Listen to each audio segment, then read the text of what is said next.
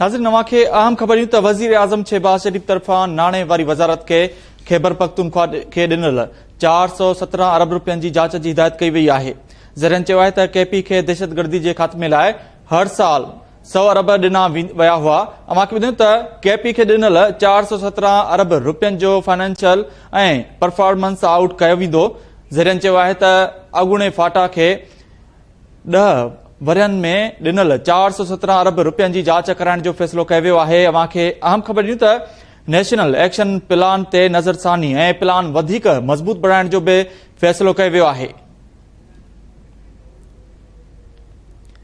अस्करी क़यादत खे पार्लियामेंट जे गॾियल इजलास में इन कैमरा ब्रीफिंग वठण जो बि फ़ैसिलो कयो वियो आहे। अव्हांखे अपडेट कयूं त पुलिस लाइन साने खे नज़र में रखंदे क़ौमी सलामती कमेटी जो इजलास घुराइण जो फ़ैसिलो थींदो। ज़रियनि चयो त मुल्क में जारी सियासी डफेड़ ख़तम करण लाइ जोगा क़दम खणण जो बि फ़ैसिलो कयो वियो आहे।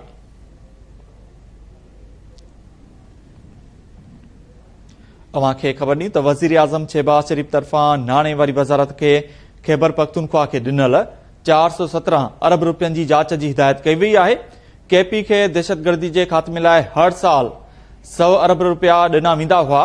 केपी खे ॾिनल 417 अरब रुपयनि जो फाइनेंशियल ऐं परफॉर्मेंस आउट कयो वेंदो, ज़रियनि चयो आहे।